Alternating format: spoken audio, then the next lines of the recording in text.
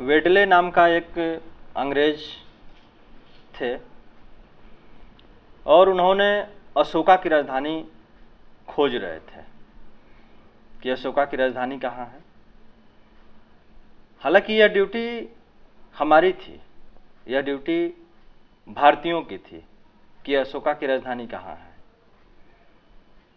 बहुत सारे किताबों को सर्च किया उन्होंने, और सर्च करने के बाद हालांकि उसके पास इसिंग, हेनसांग, फाइयान के अलावा कोई उपाय भी नहीं था, उसके पास कोई उपाय नहीं था। इसी से वह खोज सकता था कि कैपिटल ऑफ अशोका कहाँ पर है। और उस किताबों में लिखा हुआ था कि गया से कितनी दूरी पर है, कुशीनगर से कितनी दूरी पर है, वैशाली से कितनी दूरी पर है। और जब वह वेडले खोज लेते हैं, जबकि एक लंदन में बैठे हुए अंग्रेज हैं, खोज लेते हैं और आते हैं इस अशोका कैपिटल में यानी पाटलिपुत्रा में, तो वह कपड़े उतार देते हैं और लेट जाते हैं उस जमीन पे और कहते हैं कि आज मेरा तन मन स्पर्श कर रहा है, यह मेरा सौभाग्य है कि हम अशोका के धरती पे लेटे हुए हैं और अपना तन मन दोनों स्पर्श करवा रहे हैं। यह सोच लंदन में बैठे अंग्रेज की थी। यदि मैं कहूं कि गुलाम हम हो गए तो यह अच्छा हुआ, तो यह अच्छी बात नहीं लगेगी। लेकिन यदि गुलाम हम लोग नहीं हुए होते तो अंग्रेज नहीं आते, और यदि अंग्रेज नहीं आते तो बुद्ध तो पहले भी थे, अशोक तो पहले भी थे। खोज ही नहीं पाते कि यह भारत जो है वह बुद्ध का देश है, यह भारत जो है सम्राट अशोक का देश है। खोज ही नहीं पाते हम।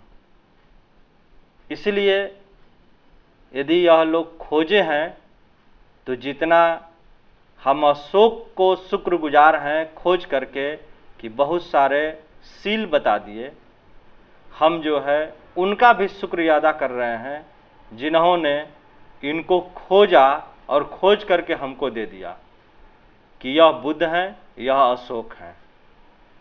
और ये डेट तक तय कर दिए लोगों ने कि 563, 483, 324, 261, 269, यह सारी डेट के साथ अशोका को खोज हुई और लोगों ने खोजा।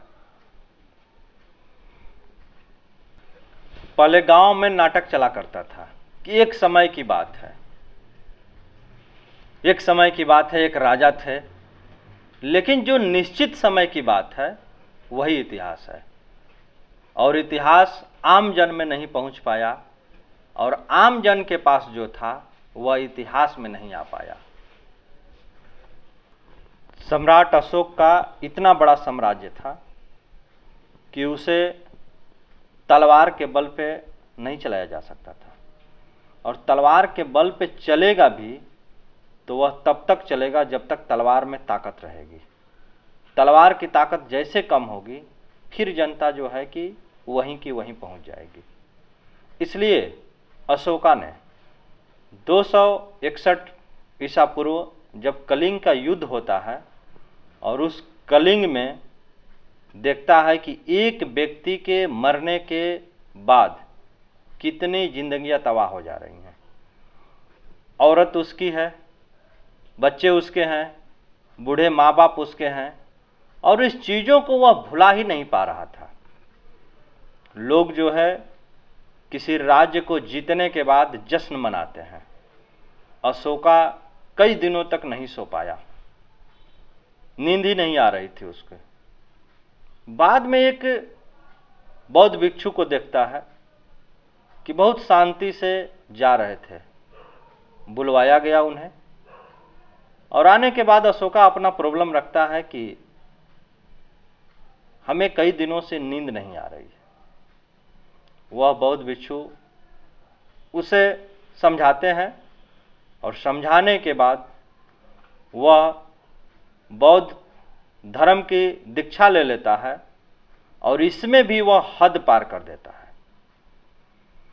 कि कोई धर्म दान देगा तो पैसा देगा, समय देगा, साथ में रहेगा, लेकिन इन्होंने तो अपने एक बेटा महेंद्र और बेटी संघमित्रा को श्रीलंका तक भेज दिया बौद्ध धर्म का प्रचार करने के लिए।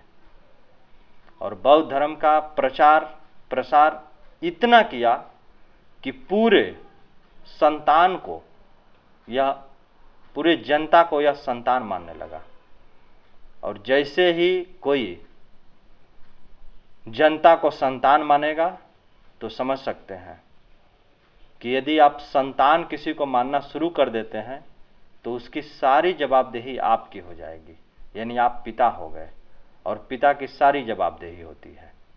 यह जैसे ही संतान मानना शुरू कर दिए, सारी जवाबदेही इनकी होगी और इन्होंने प्रशासन और अनुशासन